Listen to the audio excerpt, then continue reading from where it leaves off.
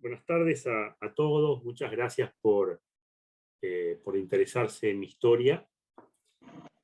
Eh, Acá un poco la idea es contar lo que fue, ¿no es cierto?, la aventura de unir las dos Islas Malvinas a nado por el Estrecho de San Carlos, que terminaron después en un libro que se llama Malvinas entre brazadas y memorias, y la verdad que me pone muy contento que en estos días que estamos hablando de, se cumplen 40 años de la gesta de Malvinas, el libro tuvo o está teniendo una nueva visión de parte de los lectores, hay como un nuevo interés, renovado interés, así que la verdad que me pone contento porque un poco la idea de esto fue eso, ¿no? Fue difundir en este libro, pero esta aventura de nadar, yo con el tiempo me di cuenta que la natación terminó siendo casi una excusa, porque fue lo que me permitió a mí vivir y estar una semana en el santo y patrio suelo de Malvinas.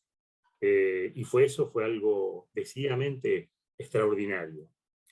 La, la aventura se gesta, a ver, yo no soy ni un gran nadador, ni un nadador rápido, soy aficionado. Eh, en el año 2010 pesaba casi 100 kilos, estaba llevando una vida sedentaria, era camino a la CB, era un candidato de fierro. Decido cambiar mi vida del sedentarismo por deporte, opté por la natación. Me ayudó mucho, o todo prácticamente, Pablo Testa, que es sin dudas el mejor entrenador de aguas abiertas que tiene la Argentina, que él templó mi cuerpo y mi espíritu. Estuvimos un programa de 19 meses, donde yo nadé el equivalente a 2.300 kilómetros, con el objetivo de cruzar a nado el estrecho de Gibraltar, unir Europa y África a nado. Y eso se logró el 23 de octubre del 2011. Yo ya no pesaba 100, ya pesaba 79 kilos por todo el ejercicio hecho, se calcula que perdí 3 kilos durante el cruce, y que después lo recuperé a la noche con una paella alrededor de 28. Pero bueno, y cuando termina este cruce de Gibraltar, que dura 6 horas y minutos, yo lo comparo como con un casamiento. Uno dice, bueno, está durante cuántos meses organizando una fiesta, que la fiesta, que los invitados, que el salón, que la ceremonia religiosa, son meses tratando de hacer todo, pero el día de la fiesta pasa como un fogonazo, desaparece en el segundo. A mí me pasó eso. Esas 6 horas de nado en Gibraltar me parecieron un segundo. Y cuando volvíamos en la lancha, desde África hasta Europa, le digo a mi entrenador Pablo Testa, ¿y ahora qué? Y él me contesta con una sola palabra: Malvinas. ¿Malvinas? Sí, vamos a ir a nadar a Malvinas, próximo objetivo, hay que tener objetivos en la vida. Es un cruce más corto, pero emblemático, el agua está fría, y ahí empezamos por dos vertientes. Por un lado, el entrenamiento, pero por otro lado, los trámites. Yo empiezo los trámites en el Foreign Office británico, que es donde me dijeron, presento todo el proyecto, y me rebotan, me dicen que no me lo autorizan. Y va en apelación al Consejo de las Islas. Y el Consejo de las Islas da vuelta a la decisión.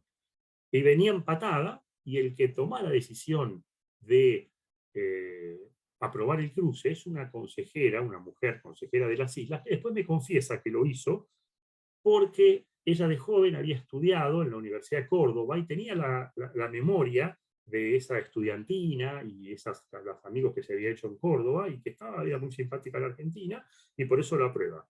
Porque ojo que antes de la guerra retrocedió mucho en esto, pero antes de la guerra, todos los chicos de Malvinas que terminaban el secundario iban a estudiar a universidades de Argentina.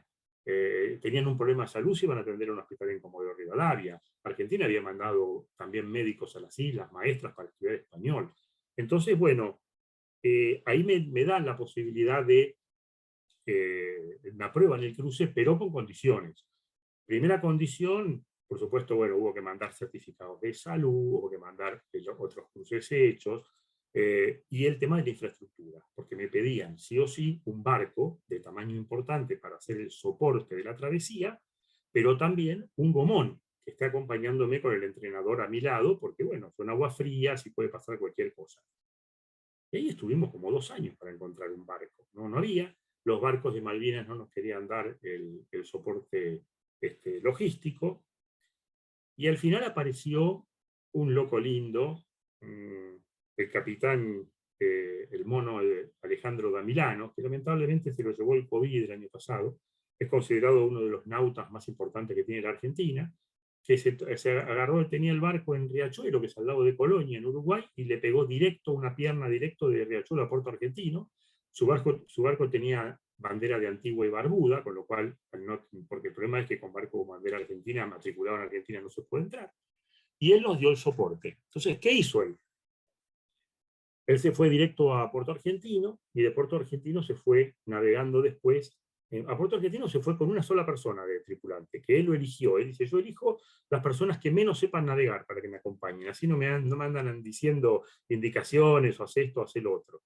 Y después desde Puerto Argentino hasta el estrecho de San Carlos, que es donde se iba a producir el cruce, él se fue nadando, fue en solitario, navegando, que encima contra el viento, 3 días de navegación, y él nos estaba esperando allí.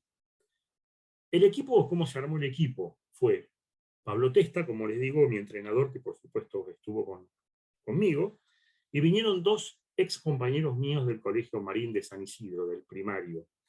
Pablo Lima, que fue veterano de guerra y que volvía a las islas, y Guillermo Luder, que es fotógrafo y cineasta. Creo que son 32 páginas del libro, Malvinas entrebrazadas y memorias, tienen las fotos de Guillermo Luder, y hay una película, la verdad que está muy linda, yo siempre que la veo, la puedo ver 10 veces y me emociono las 10 veces, que se llama Amaneciendo en Malvinas, que está en YouTube, que fue la película que hizo Guillermo, donde cuenta en imágenes todo lo que estamos hablando en este momento, ¿no? Entonces, en ese momento estaban los vuelos comerciales, que ahora por suerte dicen que vuelven a partir de junio. Entonces fue vuelo por aerolíneas argentinas desde Buenos Aires a Río Gallegos, noche en Río Gallegos, y al otro día el puente desde Río Gallegos hasta Malvinas, que son 50 minutos de viaje. Y llegamos a Malvinas. Es duro la llegada. Primero, porque no es un aeropuerto común como uno piensa, puede ser Ezeiza, Barajas, el Charles de Gaulle de París, no. Es una base militar. Entonces uno llega a la base militar, no se pueden sacar fotos, no se puede mirar a la cara a los oficiales, hay que ir mirando el suelo. Uno realmente se siente que está en territorio enemigo cuando llega allí, ¿no? Y el primer golpe, durísimo, pero durísimo al alma, es llegar a Malvinas y tener que presentar el pasaporte argentino y que te lo sellen. Uno no se toma, a mí no me sellan el pasaporte cuando hago un Buenos Aires Bahía Blanca o un Córdoba Salta. Y yo sentía que iba a Malvinas, iba a mi país, y sin embargo, lamentablemente hay que aceptar eso y nos sellaron el pasaporte. En el Río Gallegos, cuando embarcamos a Malvinas, coincidimos con un grupo de veteranos de guerra de la provincia de San Luis, 20 veteranos de guerra, con los cuales viajamos a Malvinas, coincidimos en el vuelo. Y después va a haber una historia con ellos, pero les cuento antes que la provincia de San Luis ha hecho algo que debieran imitar todas las provincias argentinas. Identificó a sus veteranos de guerra, 80, los mandó en 4 tandas de 20, pero no solamente los mandó a Malvinas para que cierren la historia en Malvinas, sino que cuando volvían a San Luis, hacía lo que no hicieron cuando los chicos volvieron de Malvinas. Cuando volvieron de Malvinas en el 82, los escondieron. Y acá no, los recibían en el aeropuerto con el autobomba, el carro de los bomberos, los llevaban a pasear por la provincia, por la ciudad de San Luis, la gente salía a avivarlos, a agradecerles, a honrarlos, con lo cual eso yo creo que, insisto, todas las provincias argentinas debieran hacerlo. Llegamos a Malvinas y de allí nos esperaba un transfer que nos iba a llevar por tierra hasta San Carlos, ¿no? Hasta el estrecho de San Carlos, que es donde se iba a producir el cruce y donde nos estaba esperando el velero Mago del Sur, que es el que tenía el Mono da Milano, el capitán del buque. En el camino hicimos una parada. A ver si puedo acá compartir.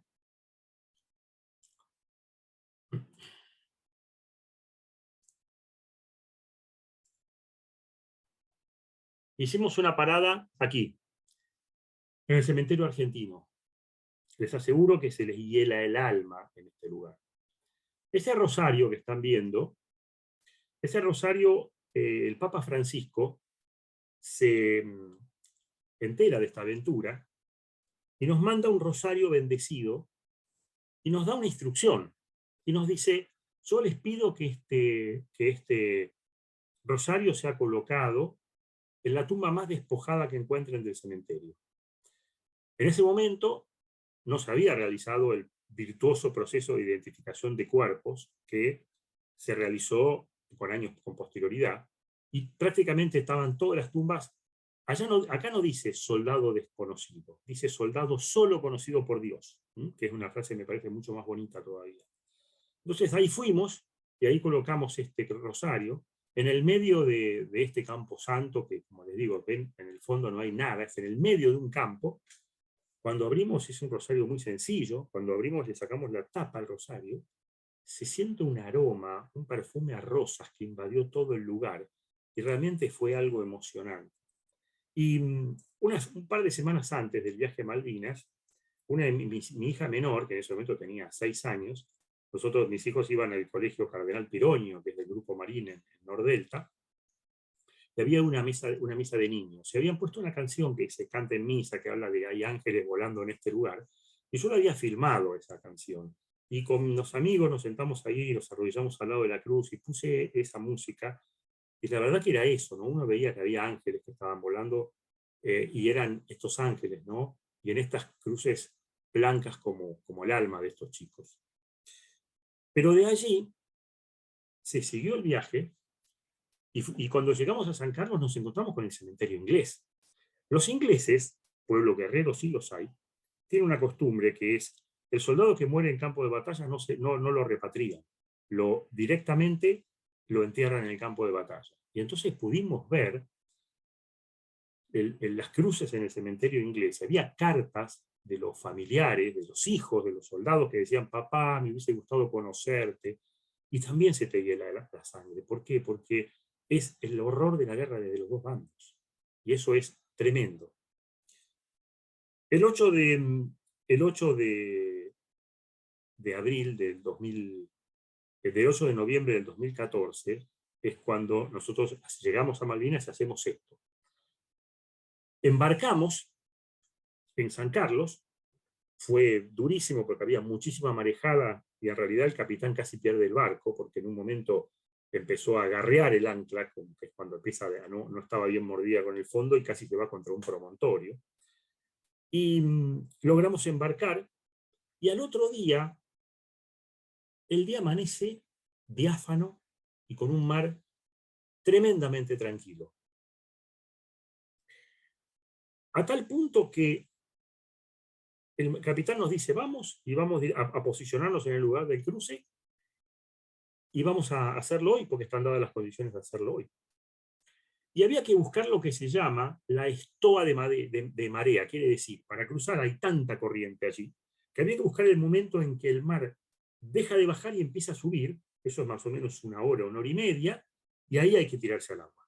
Y según las tablas de marea, ese momento se producía a la 1 de la tarde de ese día 9 de abril. Llegamos a este lugar, y eran más o menos 12 menos cuarto de la mañana, del mediodía, y yo lo veo al capitán muy inquieto, miraba, escudriñaba el mar, era como que conversaba con el mar, parecían 2 viejos amantes que estaban murmurando. Y él estaba viendo algo que las tablas de marea no veían, y me dice, Agustín, deja todo lo que estás haciendo, ponete el traje de neopren y tirate el agua porque es ahora. Le digo, pero la 1 es ahora.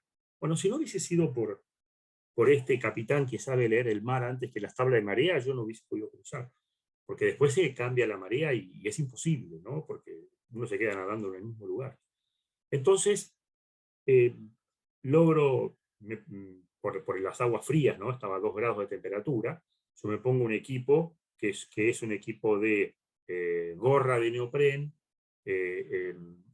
todo el traje de neopren, guantes, como unos calcetines de neopren, para poder hacer el nado, ¿no?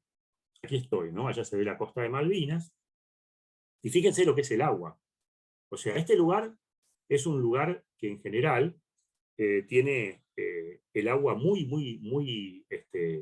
mucho movimiento, es como un hervidero, con mucho viento, y el día un piloto de Malvinas, porque allá como no hay mucho transporte, las avionetas van y vienen todo el tiempo, sacó 2 fotos y después nos la dio.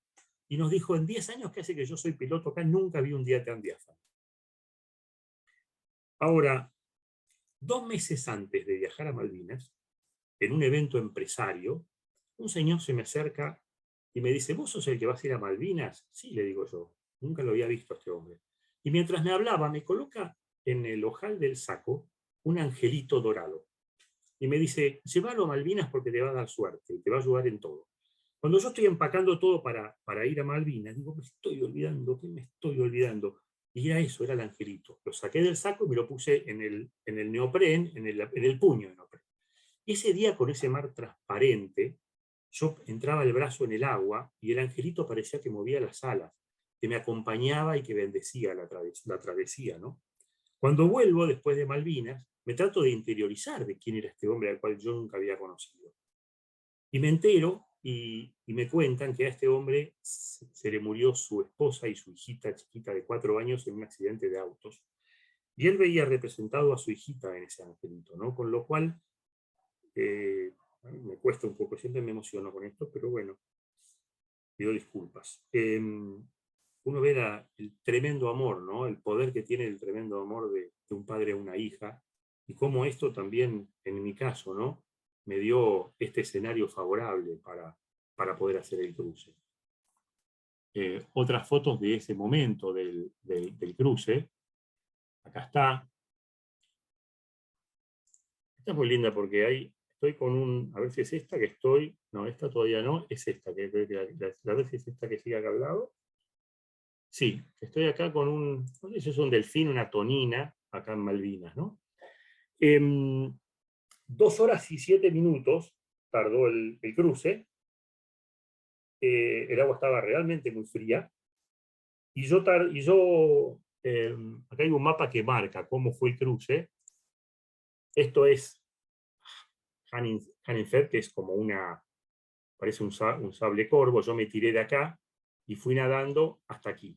Todo esto que está marcado acá son unas plantas que llaman cachichullos, que son como unas especies de algas muy, pero muy espesas, con lo cual yo no pude tocar la roca acá y acá, porque si no, te podés llegar a quedar enredado ahí y no salís. Así que bueno, este fue el trayecto. Y cuando terminó el trayecto, yo estuve 7 horas para recuperar la temperatura corporal. Las primeras 2 horas con tremendos castañeteos de los dientes. Estaba para hacer un concierto de flamenco. Y después, bueno, fui recuperando esa temperatura, pero la verdad que en un momento me asusté porque veía que no lo resolvía. Y además estaba donde el diablo perdió el poncho, o sea, que estaba lejísimos de cualquier cosa. Pero bueno, al final lo resolvimos y después fuimos navegando, que eso fue increíble, porque las islas es una maravilla lo que es la geografía, la naturaleza, lo que se ve en las islas. Fuimos navegando, tardamos 1 día y medio en navegar desde el estrecho de San Carlos, que es acá, hasta Puerto Argentino. Y llegamos a Puerto Argentino, aquí. Es muy pintoresco Puerto Argentino, muy pintoresco. Es como un pueblito, digamos, del interior de Inglaterra, y tuvimos la suerte de ser muy bien recibidos. ¿Por qué? Porque se generó una empatía con los isleños, porque es una isla que está en el sur del mundo y donde no pasa nunca nada, y nosotros, como yo, fui la noticia de la semana, el loco que fue a cruzar. Entonces, se acercaba a la gente, pedía sacarse fotos. El Penguin News, que es el diario de Malvinas, vino a hacer una nota. Con lo cual, por eso yo digo, ¿no?, que hace poco el diario Clarín me pidió por una opinión, que yo digo que el deporte hizo mucho más por Malvinas que la política. En Malvinas se corre una maratón todos los años, que corren isleños y corren veteranos de guerra argentinos. Se juega un partido de rugby, todos los años Rugby Sin Frontera, y es impresionante cómo une eso. Yo lo viví en carne propia, ¿no? Esa empatía que se generó con los isleños. Y ahí aprovechamos esa empatía para juntarnos, para hablar, para conocer más acerca de la historia de ellos. Y además, y acá volvemos a esta historia que dijimos recién, de los chicos de San Luis con los cuales nos encontramos en el avión. Esos chicos estaban parando en un hotel acá que se llama Malvina House, que está justamente en Puerto Argentino. Y cuando nosotros estábamos viviendo, nosotros vivimos en el barco esos días, y teníamos que ir al hotel por varias razones. Primero porque había internet, había que conectarse con el mundo, después porque era la manera de caminar, ¿no es cierto?, de conocer este Puerto Argentino. Y vamos allí al hotel y nos encontramos ahí en el lobby con estos chicos. Claro, ellos sabían, y entonces empezamos a hablar, y uy, que pudiste cruzar, y sí, las fotos, y esto y lo otro. Y justo, esto fue el primer día, y al segundo día, que volvemos al hotel, estaba un micro en la puerta, y ellos estaban subiendo para ir a una excursión. Y nos dicen, ¿no quieren venir con nosotros? Sí, por supuesto, nos subimos. ¿A dónde fuimos? Fuimos al Monte London, que es donde se desarrollaron los últimos combates en junio del 82. En el Monte London se combatió de noche, con bayoneta calada, cuerpo a cuerpo. Hay una escena que yo siempre cuento, que es para mostrar lo que fue el horror de esa situación, que fue, en un momento, el comandante Robasio, del Batallón de Infantería de Marina número 5, decide poner los obuses, los cañones, a 90 grados, cuando los ingleses ya estaban encima. Y dice, que las balas suban, bajen, nos matan a nosotros, pero también los matan los ingleses. Eso fue el Monte London. Los ingleses hoy, el día de hoy, en las clases que le dan a sus oficiales en estrategia de guerra, ponen el ejemplo del Monte London para explicarle a los oficiales lo que es el horror de la guerra. Hasta ese punto. Ahí hubo actos indignos de varios ingleses, de fusilar a soldados argentinos que se habían rendido. Hay un inglés que lo agarran los mismos ingleses y después lo juzgan, y que habían encontrado en su mochila que este buen hombre, después de matar a los chicos, lo que hacía era cortarle las orejas para coleccionarlas. Hubo cosas tremendas, y muchas tienen que ver también con la locura que le dan en ese momento, ¿no es cierto?, en la guerra, ¿no? Porque la gente se volvía loca en el mismo campo de batalla, ¿no? Hay que pensar lo que era eso. Ahora, hoy ese lugar, el Monte London, es un museo a cielo abierto. Uno va caminando por allí y se encuentra con cosas como esta, por ejemplo. Guillermo Luder, que es el fotógrafo de toda esta parte, y lo entiendo, quiso sacar fotos blanco y negro porque quiso mostrar el dramatismo de esto, ¿no? Está esto. Miren esto, acá se ven en el suelo, estos son cinturones de los chicos de combate. Acá tienen el alambre de púa de lo que es las trincheras que se armaban y las barreras que se armaban. Y en realidad, cuando vamos a ver un stop share y después hacemos una última. En realidad, cuando uno veía eso, la verdad que efectivamente corría frío por la espalda. Pero además, había un plus. Estábamos con estos chicos que habían combatido ahí.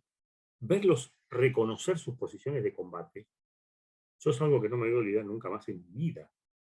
Y no solamente era reconocer las posiciones de combate, contaban las historias de lo que pasó ahí. Pues, por ejemplo, en un momento nos dice, mirá, dice, acá, ¿te acordás? Acá estaba, acá donde lo agarraron a Samuel. Nosotros mirábamos y era una piedra con una mancha negra, media marrón, rarísima, y dice, aquí a Samuel lo agarró una trazadora británica, lo incineró en el momento. Lo que están viendo es la suela del borceguí derretida en la piedra. Yo decía, no puedo estar viviendo esto. Y después contaban el caso de, fuimos a un lugar que había ya poco quedaba de chapa, y dice, ¿y este es el helicóptero que venía con las municiones, que lo agarró un misil en la cola, que se rompió la cola del helicóptero, y cuando cae la cola que sigue con cuchillas con las hélices dando vuelta, le cortó las piernas a 2 chicos al mismo tiempo. Y dice, sí, pero viste que los chicos están en tal lugar y que están en el asilo y están acá. Y yo después me quejaba de haber nadado en el agua fría y ellos me decían, nosotros estuvimos 2 meses con las patas en el agua fría porque las trincheras tenían agua y a los 2 días estaba calentita el agua. Y después también vi cómo la guerra le pega a cada uno de manera diferente. Había uno de los veteranos, era bonachón, con una cara de bueno tremendo que había vuelto, y él había formado parte, él no había combatido en London, él había formado parte del batallón de las fuerzas que el 2 de abril desembarcaron en Malvinas. Que la Operación Rosario del 2 de abril también se estudia en la Escuela de Estrategia Militar como, como algo perfecto, como una operación perfecta, porque prácticamente no hubo bajas. Solamente estuvo la baja del capitán Giachino, porque lamentablemente no llegó a tiempo, porque bueno, tardaron más tiempo en rendirse los ingleses. El gobernador Hunt tendría que haberse rendido antes y él estaba con un disparo y se fue desangrando. Y el enfermero que lo fue a ayudar a Giachino, le pegan un tiro y resulta que la esposa le había regalado antes de salir una navaja y él se la puso en el bolsillo y el disparo le pega en esa navaja y se desvía y por eso no le entra en la ingle y se salva la vida. Pero este muchacho que estuvo el 2 de abril, nos contaba que todos los que fueron al 2 de abril hicieron la operación en los 2 días, los sacaron del continente. Ya no estuvieron más en la guerra, pero estuvieron ahí. Él me decía, yo vi cómo estaba ahí cuando usaron la bandera argentina en Malvinas el 2 de abril. Pero dice que él se quedó loco cuando vio un ataúd. Claro, el ataúd de Giachino. Dice, yo vi el ataúd, y él lo único que hablaba y nos decía, yo vi el ataúd, estaba realmente como está, afectado, muy afectado por la guerra. Mucho más incluso que algunos de los que habían estado combatiendo en el Monte London. Era por ver ese ataúd, porque claro, él decía, yo cuando vi ese ataúd me di cuenta que había un muerto, y ahí comprendí que esta guerra iba a haber muchos muertos. Y frente a eso, vivir con estos chicos estos días, recorrer con estos chicos estos días, fue para mí una experiencia que me marcó, a tal punto que este cruce fue en 2014, pero yo tardé 5 años para sentarme a escribir el libro de Malvinas, porque fueron tan fuertes, pero tan fuertes las emociones vividas que yo necesitaba que decante, yo necesitaba que esto se tranquilice en mi espíritu para poder lograr una visión lo más ecuánime y lo más racional dentro de todo posible. Pero aún hoy me pasa que yo me levanto a mitad de la noche y digo, esto fue verdad, esto me pasó. Después que, por ejemplo, este tema de la empatía que nos generó con los isleños, hizo también que invitáramos, por ejemplo, a comer al barco a una noche a un veterano de guerra británico y un veterano de guerra argentino. Y eso es lo que está pasando hoy. Hoy está pasando que los veteranos se están juntando porque es sanador. Por ejemplo, Pablo Lima, que es quien nos acompañó a nosotros en esta aventura, contaba que él estaba embarcado y que cuando, después del hundimiento del crucero General Belgrano, la Marina hace retirar varios buques y uno de ellos era el de él. Y ellos están 2 días con un submarino británico abajo de ellos, que los va siguiendo, pero que no les hizo nada. Y mi amigo está desesperado por tratar de encontrarse con el inglés que estaba con el botón adentro del submarino para preguntarle por qué no tiraste el torpedo, por qué no nos hundieron. Entonces, son las historias que hoy se están tratando de ver en Malvinas. Después, Malvinas, uno tiene que estar allí, tampoco uno puede ir a la cancha, a la tribuna de River y ponerse la camiseta de Boca, ¿no es cierto? O sea, uno tiene que tener un respeto. Ellos son, por lo menos con nosotros, insisto, fueron tremendamente cordiales, y hay que hacer el gran esfuerzo de ponerse en lugar de la otra persona, ¿no? Ellos están ahí después de generaciones, que están en esas islas, y cuando desembarcaron los argentinos, hicieron cosas que para mí son horrorosas, como por ejemplo, lo primero que hicieron el 2 de abril fue cambiar el sentido del tráfico, que allá se maneja como en Inglaterra, al revés. Con lo cual ya ese día ya se pusieron a todos los isleños en contra.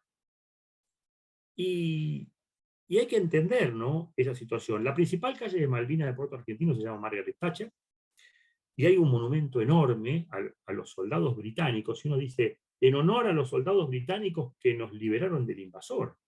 Los invasores somos nosotros. Nosotros festejamos el 2 de abril. Bueno, ellos están preparando hoy los festejos para el 14 de junio, que es el Día de la Liberación, que es cuando se firma la rendición, ¿no? Ahora,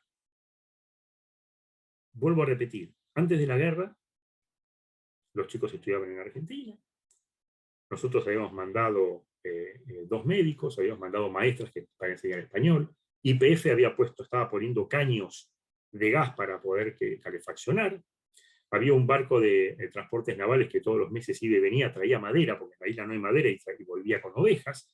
La Falkland Company, que era la empresa más importante, casi la única empresa de Malvinas, estaba quebrando, y los argentinos estaban comprando las acciones.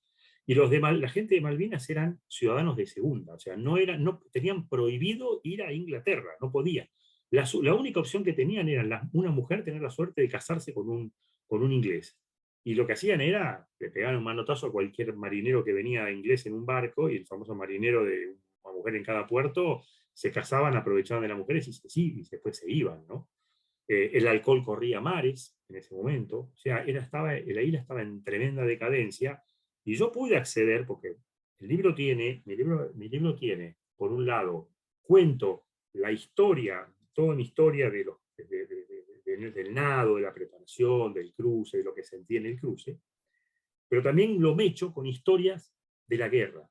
Historias poco conocidas, con fuentes que fui consiguiendo por material desclasificado, por libros que fueron escribiendo, sobre todo en Inglaterra, por testigos con los cuales pude hablar. Y al armar ese conglomerado, yo también quiero rescatar hechos heroicos que también hubo de los dos lados. Porque, por ejemplo, no hubo solo militares en Malvinas, también combatieron marinos mercantes. Y hay un buque marino mercante que fue hundido por un buque inglés. Pero, ¿cómo se encuentra el buque inglés con el buque argentino? Porque estaba todo minado, se pensaba que estaba minada toda esa parte del estrecho de San Carlos, justamente, y este buque, en misión suicida, una tripulación chiquita del buque inglés, van haciendo zigzag por el estrecho para ver dónde estaban las bombas. O sea, una misión también suicida. Donde yo nadé, el estrecho de San Carlos, es conocido como el Callejón de las Bombas. Allí desembarcaron las tropas británicas, allí se jugó el futuro de la guerra, y allí la aviación naval les dio a los ingleses para que tengan guarden y frisen. Eso fue un aquelarre de sangre, de fuego y de muerte. Y sin embargo, a mí el día que me tocó nadar, ustedes vieron las fotos, ¿no? Cómo un mismo escenario puede cambiar, depende de la situación, histórica, ¿no? Del momento que uno está viviendo.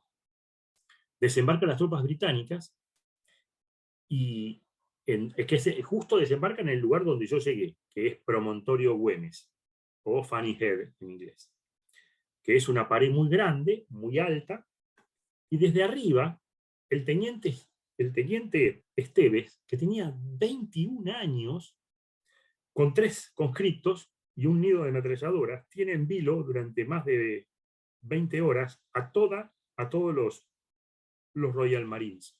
Ellos pensaban que había 2 compañías de la cantidad de tiros que estaban tirando. Y después sí, estos chicos logran salir y logran dar el aviso a Puerto Argentino, y ahí es donde la aviación naval produce todos los daños que producen, ¿no?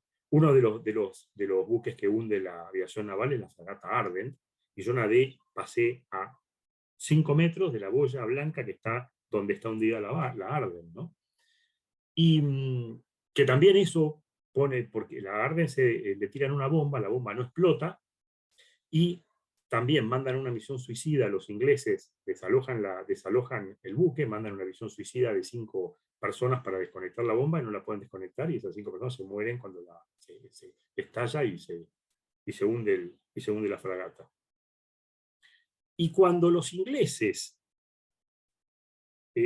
desembarcan, al principio no ven oposición a Argentina, y hay un libro fantástico que escribió el comandante, el jefe de Estado Mayor, que era el comandante de las fuerzas, ¿no?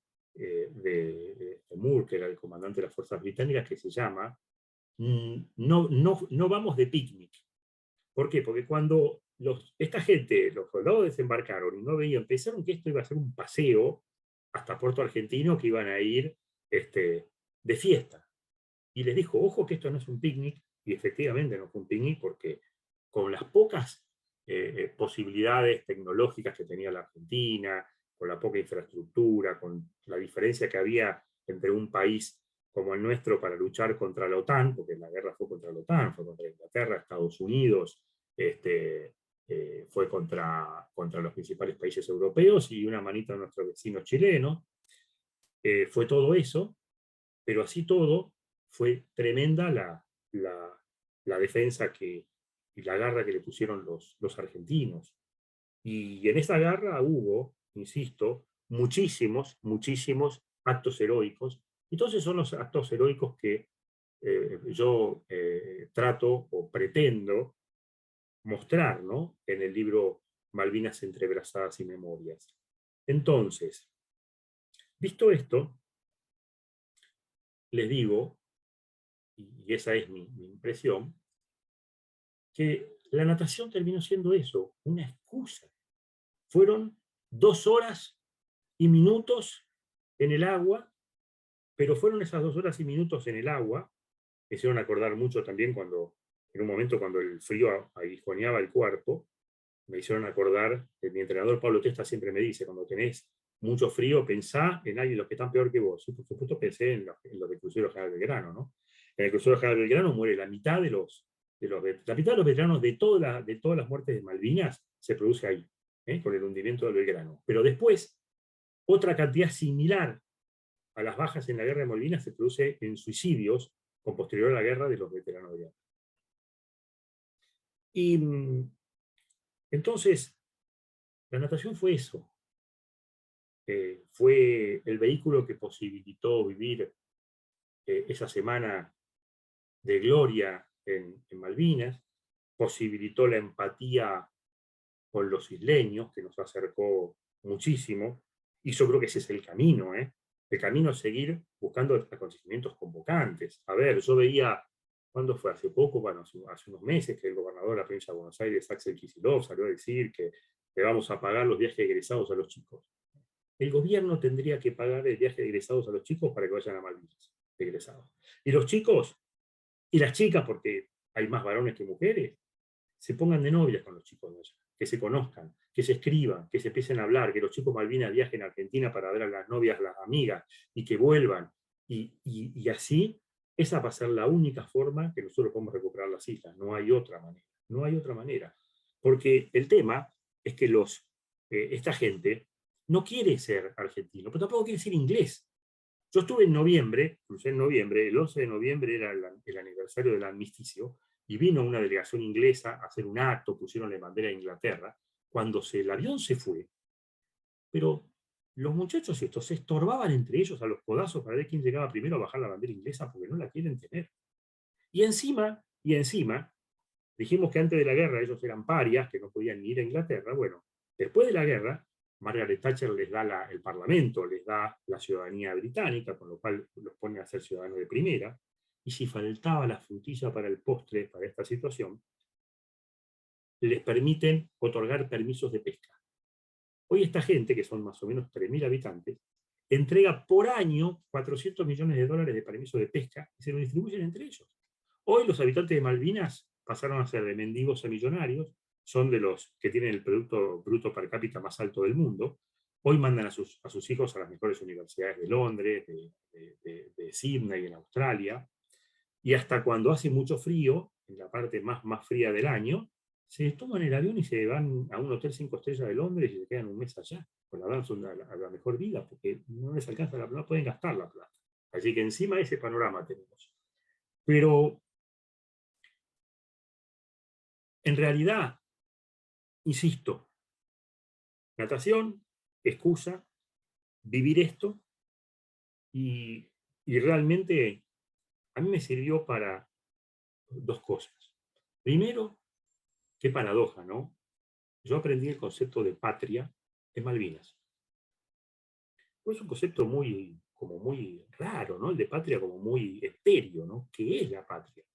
Y para mí la patria es el lugar donde la bandera argentina no está flameando, pero sin embargo la celeste y blanca está más presente que nunca. Es el lugar a donde tus amigos de la infancia te acompañan sin preguntarte nada. Porque yo a mis amigos les dije, che, mirá, me tengo este tema, vamos a Malvinas, dale, vamos. Ya está, no se habló más. Y es el lugar donde uno está caminando con la emoción a flor de piel.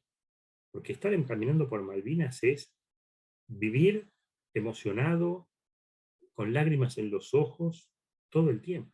La patria para mí es eso. Y después, también con toda esta experiencia y todo lo vivido, revalorizar el rol del veterano de guerra de Malvinas.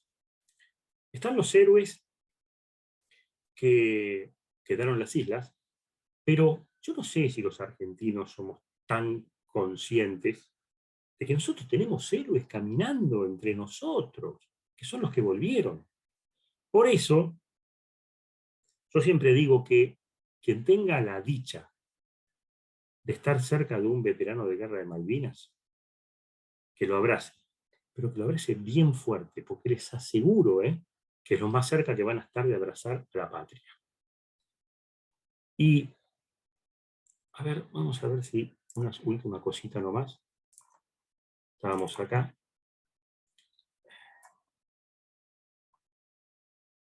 A mí me gusta mucho esta foto. Esta foto la sacó un cosmonauta ruso, ¿no? Y me encanta esta foto para terminar la charla porque digo, miren en esta foto cuánto celeste y blanco rodea a las Islas Malvinas, ¿no? Así que muchísimas gracias por escucharme.